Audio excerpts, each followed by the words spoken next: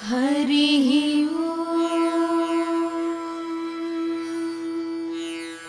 नाम्नां साष्टसहस्रं च ब्रूहि गार्य महामते। महालक्ष्म्या महादेव्या भुक्तिमुक्त्यर्थसिद्धये। श्रीगार्ग्य उवाच सनत्कुमारमासीनं द्वादशादित्यसन्निभम् अपृच्छन् योगिनो भक्त्या योगिनामर्धसिद्धये। सर्वलौकिककर्मभ्यो विमुक्तानां हिताय वै भुक्तिमुक्तिप्रदं जप्यमनुब्रूहि दयानिधे। सनत्कुमार भगवन् सर्वज्ञोऽसि विशेषतः आस्तिक्यसिद्धये नॄणां क्षिप्रं धर्मार्थसाधनम्। आद्यन्तिमानवाः सर्वे धनाभावेन केवलम् सिद्ध्यन्ति धनिनोऽन्यस्य नैव धर्मार्थकामनाः। दारिद्र्यध्वंसिनी नाम केन विद्या प्रकीर्तिता केन वा ब्रह्म विद्यापि केन मृत्युविनाशिनी। सर्वेषां सारभूतैका विद्या नाम केन कीर्तिता प्रत्यक्ष सिद्धिदा ब्रह्मन् तामाचक्ष्वदयानिधे। सनत्कुमार उवाच साधु पृष्टं महाभागा सर्वलोकहितैषिणीः महतामेष धर्मश्च नान्येषामिति मे मतिः। ब्रह्म विष्णु महादेव महेन्द्रादि महात्मभिः सम्प्रोक्तं कथयां यज्ञ लक्ष्मी नाम सहस्रकम्। यस्योच्चारण मात्रेण दारिद्र्यान्मुच्यते नरः किं पुनस्तज्जपाज्ञापि सर्वेष्टार्थानवाप्नुयात्। अस्य श्रीलक्ष्मी दिव्य सहस्रनाम स्तोत्र महामन्त्रस्य आनन्दकरमचिक्लीतेन्दिरा सुतादयो महात्मानो महर्षयः अनुष्टुप् विष्णुमाया शक्तिः महालक्ष्मी परा देवता। श्री महालक्ष्मी प्रसाद द्वारा सर्वेष्टार्थ सिद्ध्यर्थे जपे विनियोगः। ध्यानम् पद्मनाभ प्रियां देवीं पद्माक्षीं पद्मवासिनीं पद्मवक्त्रां पद्महस्तां वन्दे पद्मामहर्निशम्। पूर्णेन्दुबिम्बवदनां रत्नाभरणभूषितां वरदाभयहस्ताभ्यां ध्यायेच्चन्द्र सहोदरीं। इच्छारूपां भगवतः सच्चिदानन्दरूपिणीं सर्वज्ञां सर्वजननीं विष्णुवक्षस्थलालयां दयाळुमनिशं ध्यायेत् सुखसिद्धिस्वरूपिणी। हरिः नित्यागतानन्त नित्यानन्दिनी जनरञ्जनी नित्यप्रकाशिनी चैव स्वप्रकाशस्वरूपिणी। महालक्ष्मीर्महाकाली महाकन्या सरस्वती भोगवैभव सन्धात्री भक्तानुग्रहकारिणी। ईशावास्या महामाया महादेवी महेश्वरी हृल्लेखा परमाशक्तिर्मातृका बीजरूपिणी। नित्यानन्दा नित्यबोधा नादिनी जनमोदिनी सत्यप्रत्ययिनी चैव स्वप्रकाशात्मरूपिणी। त्रिपुरा भैरवी विद्या हंसा वागीश्वरी शिवा वाग्देवी च महारात्रिः कालरात्रिस्त्रिलोचनी। भद्रकाली कराळी च महाकाली तिलोत्तमा काली कराळ वक्त्रान्ता कामाक्षी कामदा शुभा। चण्डिका चण्डरूपेशा चामुण्डा चक्रधारिणी त्रैलोक्य जननी देवी त्रैलोक्य विजयोत्तमा। सिद्धलक्ष्मी क्रिया लक्ष्मीर्मोक्षलक्ष्मी प्रसादिनी उमा भगवती दुर्गा चैन्द्री दाक्षायणी शिखा प्रत्यङ्गिराधरा वेला लोकमाता हरिप्रिया। पार्वती परमा देवी ब्रह्म विद्या प्रदायिनी अरूपा बहुरूपा च विरूपा विश्वरूपिणी। पंचभूतात्मिका वाणी पंचभूतात्मिका परा कालिका पंचिका वाग्नि हविः प्रत्यधिदेवता। देवमाता सुरेशाना वेद गर्भाम्बिका धृतिः संख्या जातिः क्रिया शक्तिः प्रकृतिर्मोहिनी मही। यज्ञ विद्या महाविद्या गुह्य विद्या विभावरी ज्योतिष्मती महामाता सर्वमन्त्र फलप्रदा। दारिद्र्यध्वंसिनी देवी हृदयग्रन्थिभेदिनी सहस्रादित्य संकाशा चन्द्रिका चन्द्ररूपिणी गायत्री सोम संभूति सावित्री प्रणवात्मिका शांकरी वैष्णवी ब्राह्मी सर्वदेव नमस्कृता दुर्गा सेव्या कुबेराक्षी करवीर निवासिनी जया च विजया चैव जयन्ती च पराजिता कुब्जिका कालिका शास्त्री वीणा पुस्तकधारिणी सर्वज्ञ शक्ति श्री शक्तिर्ब्रह्म विष्णु शिवात्मिका इडा पिंगलिका मध्या मृणाली तंतुरूपिणी यज्ञेशानी प्रधा दीक्षा दक्षिणा सर्वमोहिनी अष्टांग योगिनी देवी निर्बीज ध्यान गोचरा सर्वतीर्थस्थिता शुद्धा सर्वपर्वतवासिनी वेद शास्त्र प्रदा देवी षडंगादि पदक्रमा शिवा धात्री शुभानंदा यज्ञ कर्म स्वरूपिणी व्रतिनी मेनका देवी ब्रह्माणी ब्रह्मचारिणी एकाक्षर परातारा भवबंध विनाशिनी विश्वंभरा धरा धारा निराधाराधिक स्वरा राका कुहूरमावास्या पूर्णिमानुमति द्युतिः सिनीवाली शिवावस्या वैश्वदेवी पिसंगिला पिप्पला च विशालाक्षी रक्षोग्नि वृष्टिकारिणी दुष्ट विद्रावणी देवी सर्वोपद्रवनाशिनी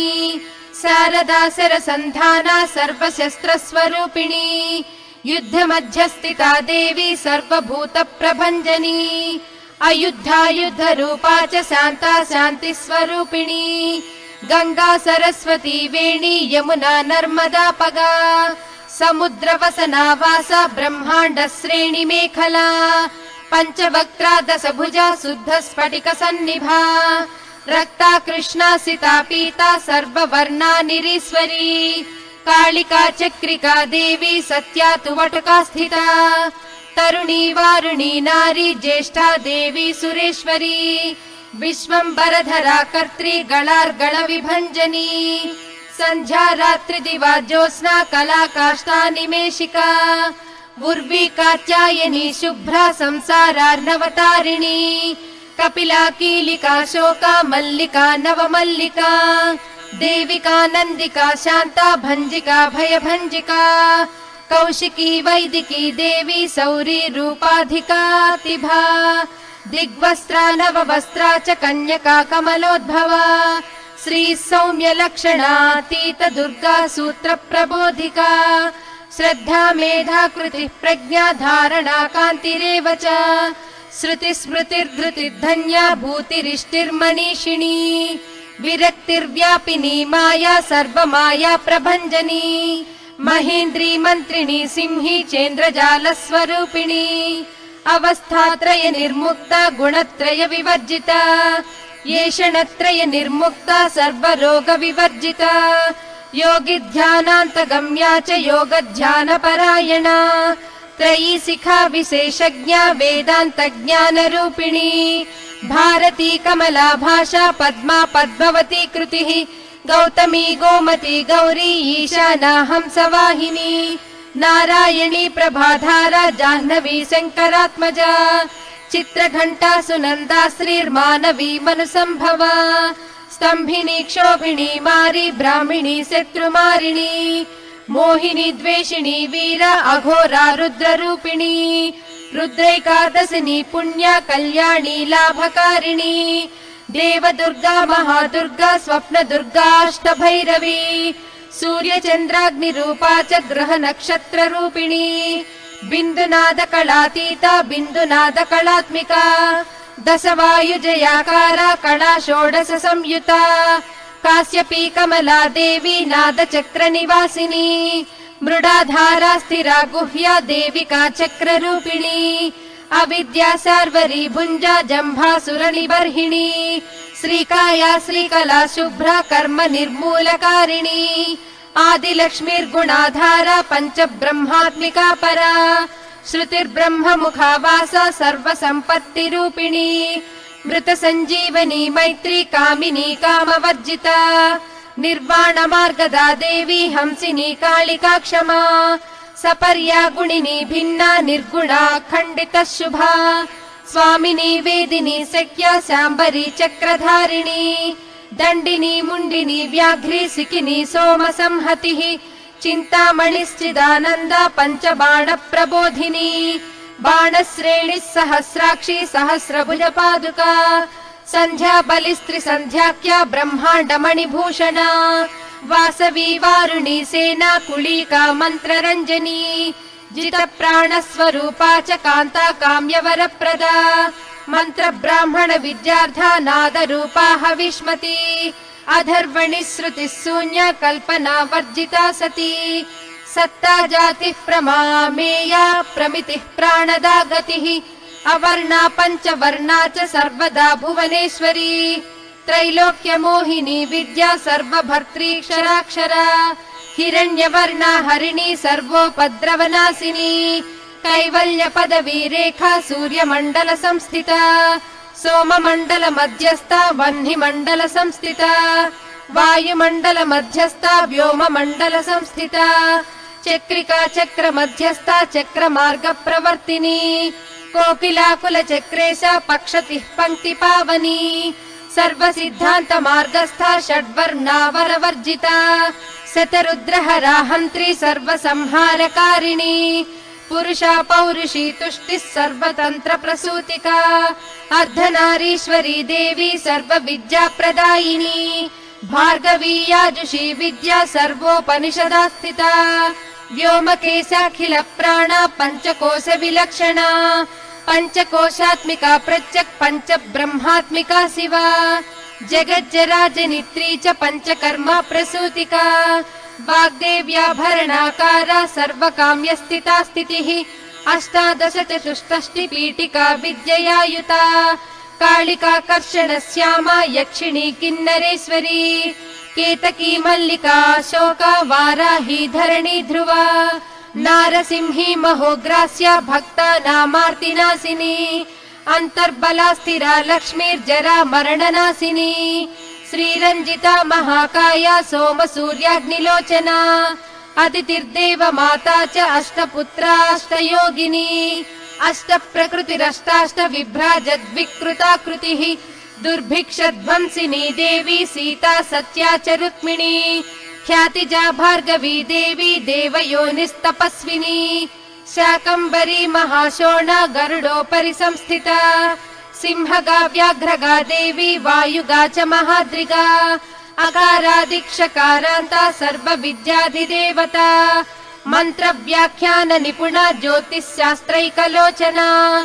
इडा पिंगलिका मध्य सुषुम्ना ग्रंथि भेदिनी कालचक्राश्रयोपेता कालचक्र स्वरूपिणी वैशारदी मतिश्रेष्ठा वरिष्ठा सर्वदीपिका वैनायकी वरारोहो श्रोणी वेला बहिर्बलिः जम्भिनी जृम्भिणी जृम्भकारिणी गणकारिका शरणी चक्रिकानन्ता सर्वव्याधि चिकित्सकी देवकी देव संकाशा वारिधिः करुणाकरा सर्वरी सर्वसम्पन्ना सर्वपाप प्रभञ्जनी एकमात्रा द्विमात्रा च त्रिमात्रा च तथा परा अर्धमात्रा परा सूक्ष्मा सूक्ष्मार्धार्ध परा परा एकवीरा विशेषाख्या षष्ठी देवी मनस्विनी नैष्कर्म्या निष्कला लोका ज्ञान कर्माधिका गुणा सबन्ध्वानन्द सन्दोहा व्योमाकारा निरूपिता गद्य पद्मात्मिका वाणी सर्वालंकार संयुता साधु बंध पदन्यासा सर्वौका घटिकावलिः षट्कर्मा कर्कशाकारा सर्वकर्म विवर्जिता आदित्य वर्णा चापर्णा कामिनी वररूपिणी ब्रह्माणी ब्रह्म संताना वेद वागीश्वरी शिवा पुराण न्याय मीमांसा धर्म शास्त्रागमश्रुता सद्यो वेदवती सर्वा हंसी विद्याधिदेवता विश्वेश्वरी जगद्धात्री विश्व निर्माणकारिणी वैदिकी वेद रूपा च कालिका कालरूपिणी नारायणी महादेवी सर्वतत्व प्रवर्तिनी हिरण्यवर्ण रूपा च हिरण्यपद संभवा कैवल्य पदवी पुण्या कैवल्य ज्ञान लक्षिता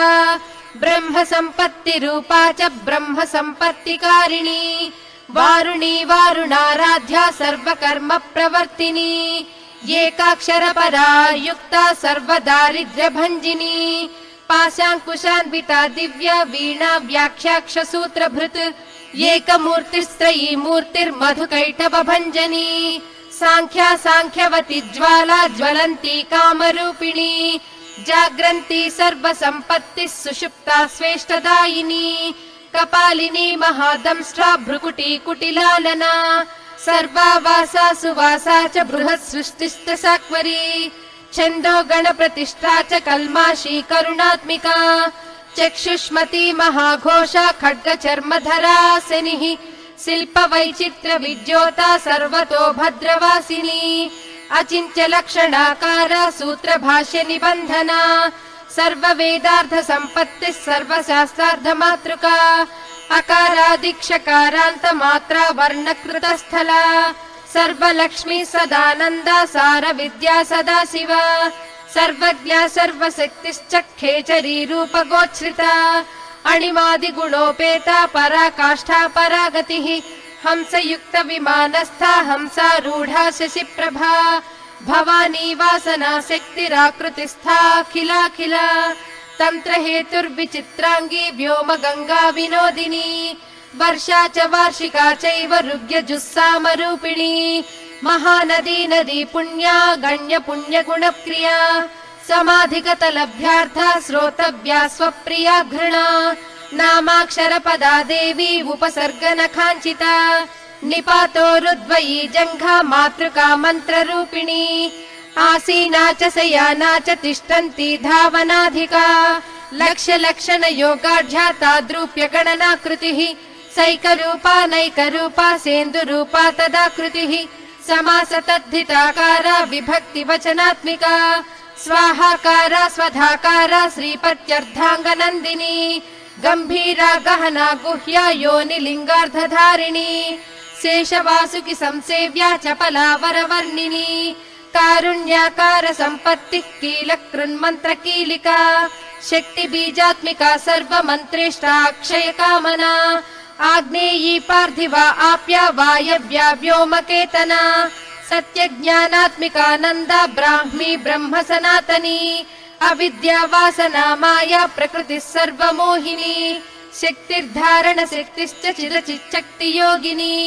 वक्त्रारुणा महामाया मरीचिर्मदमर्दिनी विराट स्वाहा स्वधा शुद्धा निरूपास्ति सुभक्तिगा निरूपिता द्वयी विद्या नित्या नित्यस्वरूपिणी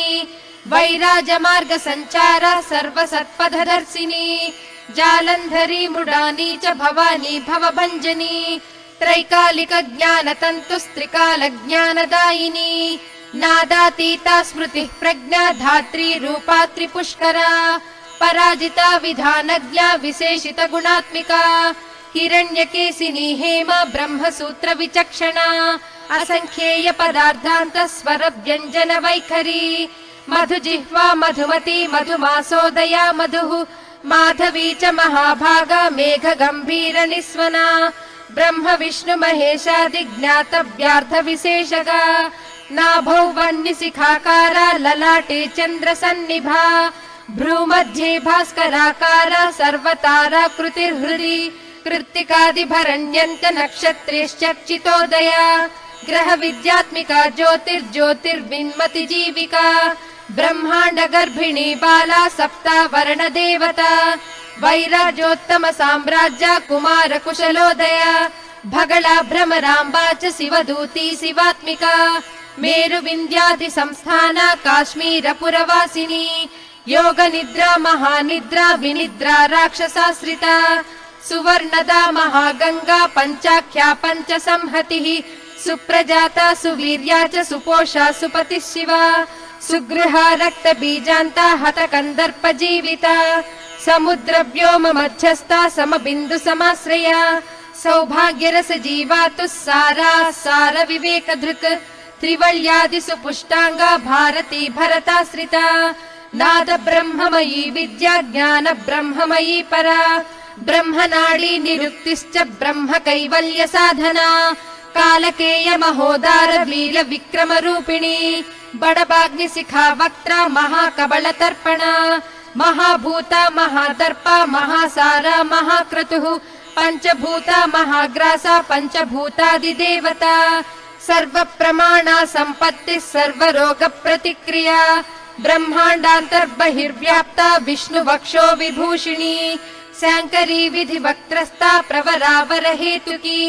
हेममाला शिखामाला त्रिशिखा पञ्चलोचनी सर्वागम सदाचारा मर्यादा यातु भञ्जनी पुण्यश्लोक प्रबन्धाढ्या सर्वान्तर्यामि रूपिणी सामगान समाराध्या श्रोतृकर्णरसायना जीवलोकैक जीवातुर्भद्रोदार विलोकना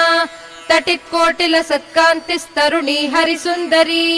मीननेत्रा च नेन्द्राक्षी विशालाक्षी सुमङ्गला सर्वमङ्गल सम्पन्ना साक्षान् मङ्गल देवता देहि हृद्दीपिका दीप्तिर्जिह्म पाप प्रणासिनी अर्धचन्द्रोलसद्धंष्ट्रा यज्ञवाटी विलासिनी महादुर्गा महोत्साह महादेव बलोदया ढाकिनीढ्या शाकिनीढ्या साकिनीढ्या समस्तजुट निरङ्कुशा नाकिवन्द्या षडाधाराधिदेवता भुवन ज्ञान निःश्रेणिर्भुवनाकार वल्लरी शाश्वती शाश्वताकारा लोकानुग्रहकारिणी सारसी मानसी हंसी हंसलोकप्रदायिनी चिन्मुद्रालङ्कृतकरा कोटिसूर्य समप्रभा सुखप्राणि शिरोरेखा सददृष्टप्रदायिनी सर्वसाङ्कर्य दोषग्नि ग्रहोपद्रवनाशिनी क्षुद्रजन्तुभयग्नि च विषरोगादिभञ्जनी सदा शान्ता सदा शुद्धा गृहच्छिद्र निवारिणी कलिदोष प्रशमनी कोलाहल पुरस्थिता गौरी लाक्षणिकी मुख्या जगन्याकृति वर्जिता माया विद्या मूलभूता वासवी विष्णुचेतना वादिनी वसुरूपा च वसुरत्न परिच्छदा छान्दसी चन्द्र हृदया मन्त्रा स्वच्छन्द भैरवी वनमाला वैजयन्ती पञ्च दिव्यायुधात्मिका पीताम्बरमयी चञ्चत् कौस्तुभा हरिकामिनी नित्या तज्झा रमा रामा रमणी मृत्युभञ्जनी ज्येष्ठा काष्ठाधनिष्ठान्ता शराङ्गी निर्गुणप्रिया मैत्रेयी मित्रविन्दा च शेष्य शेषकलाशया वाराणसी वासलभ्या आर्या वर्तजनस्तुता जगदुत्पत्ति संस्थान संहारत्रय कारणा त्वमम्ब विष्णु सर्वस्वं नमस्तेऽस्तु महेश्वरी नमस्ते सर्वलोकानां जनन्यै पुण्यमूर्तये सिद्धलक्ष्मीर्महाकाली महालक्ष्मीर्नमोऽस्तुते सद्यो जाताधिपञ्चाग्निरूपा पञ्चक पञ्चकम् यन्त्रलक्ष्मीर्भवत्यादिराद्याद्येते नमो नमः सृष्ट्यादिकारणाकार वितते दोषवर्जिते जगल्लक्ष्मीर्जगन्मातर्विष्णुपत्नी नमोऽस्तुते नवकोटि महाशक्ति समुपास्य पदाम्बुजे कनत्सौवर्ण रत्नाढ्य सर्वाभरण भूषिते अनन्त नित्य महिषी प्रपञ्चेश्वर नायकी अत्युच्छ्रित पदान्तस्थे परमव्योम नायकी नाकपृष्ठगताराध्ये विष्णुलोक विलासिनी वैकुण्ठराज महिषी श्रीरङ्गनगराश्रिते रङ्गनायकि भूपुत्री कृष्णे वरदवल्लभे कोटि ब्रह्मादि संसेव्ये कोटि रुद्रादि कीर्तिते मातुलुङ्गमयं खेटं सौवर्ण चषकं तथा पद्मद्वयं पूर्णकुम्भं कीरं च वरदाभये पाशमङ्कुशकं शङ्खं चक्रं शूलं कृपाणिकाम् धनुर्बाणौ चाक्षमालां चिन्मुद्रामपि बिभ्रतीम् अष्टादश भुजे लक्ष्मी महाष्टादश पीठगे भूमि नीलादि संसेव्ये स्वामि चित्तानुवर्तिनी पद्मे पद्मालये पद्मपूर्ण कुम्भाभिषेचिते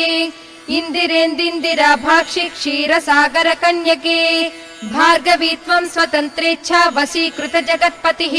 मङ्गलं मङ्गलानां त्वं देवतानां च देवता त्वमुत्तमोत्तमानां च त्वं श्रेयः परमामृतम् धनधान्याभिवृद्धिश्च सार्वभौम सुखोच्छ्रया आन्दोलिकादि सौभाग्यं मत्ते भाति महोदयः पुत्र पौत्राभिवृद्धिश्च विद्या भोग बलाधिकम् आयुरारोग्य सम्पत्तिरष्टैश्वर्यं त्वमेव हि परमेश विभूतिश्च सूक्ष्मात् सूक्ष्मतरा गतिः सदयापाङ्ग सन्दत्त ब्रह्मेन्द्रादिपदस्थितिः अव्याहत महाभाग्यं त्वमेवाक्षोभ्य विक्रमः समन्वयश्च वेदानामविरोधस्त्वमेव हि निःश्रेयसपदप्राप्ति साधनं फलमेव च श्रीमन्त्रराजराज्ञी च श्रीविद्याक्षेमकारिणी श्रीं बीजजपसन्तुष्टा ऐं ह्रीं श्रीं बीजपालिका प्रपत्तिमार्गसुलभा विष्णुप्रथम किङ्करी क्लीङ्कारार्धसवित्री च सौमङ्गल्यादिदेवता श्रीषोडशाक्षरी विद्या श्रीयन्त्रपुरवासिनी सर्वमङ्गलमाङ्गल्ये शिवे सर्वार्थसाधिके शरण्ये त्र्यम्बके देवी नारायणि नमोऽस्तुते पुनः पुनर्नमस्तेऽस्तु साष्टाङ्गमयुतं पुनः सनत्कुमार उवाच एवं स्तुता महालक्ष्मीर्ब्रह्मरुद्रादिभिः सुरैः नमद्भिरार्तैः दीनैश्च निःसद्वैर्भोगवर्जितैः ज्येष्ठाजुष्टैश्च निःश्रीकैः संसारात् स्वपरायणैः विष्णुपत्नी ददौ तेषां दर्शनं दृष्टितर्पणम् शरत्पूर्णेन्दुकोट्याभधवलापाङ्गवीक्षणैः सर्वान् सत्त्वसमाविष्टां चक्रे हृष्टा वरं ददौ महालक्ष्मीरुवाच नाम्नां साष्टसहस्रं मे प्रमादाद्वापि यः सकृत् कीर्तयेत् तत्कुले सत्यं वसाम्या चन्द्रतारकम् किं पुनर्नियमाज्जप्तुर्मदेकशरणस्य च मातृवत्सानुकम्पाहं पोषकी स्यामहर्निशम् मन्नाम स्मरतां लोके दुर्लभं नास्ति चिन्तितम् मत्प्रसादेन सर्वेऽपि स्वस्वेष्टार्धमवाप्स्यत लुप्तवैष्णवधर्मस्य मर्द्वतेष्वकीर्णिनः भक्तिप्रपत्तिहीनस्य वन्द्यो नाम्नां जपोऽपि मे तस्मादवश्यं तैर्दोषैर्विहीनः पापवर्जितः जपेत् साष्टसहस्रं मे नाम्नां प्रत्यहमादरात् साक्षादलक्ष्मीपुत्रोऽपि दुर्भाग्योऽप्यलसोऽपि वा अप्रयत्नोऽपि मूढोऽपि विकलः पतितोऽपि च अवशात् प्राप्नुयात् भाग्यं मत्प्रसादेन केवलम् स्पृहेयमचिरार्देव वरदानाय जापिनः ददामि सर्वमिष्टार्थं लक्ष्मीति स्मरतां ध्रुवम् सनत्कुमार उवाच इत्युक्त्वां तर्धदे लक्ष्मीर्वैष्णवी भगवत्कला इष्टापूर्तं च सुकृतं भागधेयं च चिन्तितम् स्वं स्वं स्थानं च भोगं च विजयं लेभिरे सुराः तदेतत्प्रवदाम्यज्य लक्ष्मी नाम सहस्रकम् योगिनः पठत क्षिप्रं चिञ्चितार्थानवाप्स्यत गार्ग्य उवाच सनत्कुमार योगीन्द्र इत्युक्त्वा सदयानिधिः अनुगृह्य ययौ क्षिप्रं तांश्च 12 योगिनः तस्मादेतद्रहस्यं च गोप्यं जप्यं प्रयत्नतः अष्टम्यां च चतुर्दश्यां नवम्यां भृगुवासरे पौर्णमास्याममायां च सर्वकाले विशेषतः जपेद्वा नित्यकार्येषु सर्वान् कामानवाप्नुयात् इति श्रीलक्ष्मी सहस्रनाम स्तोत्रं समाप्तम्।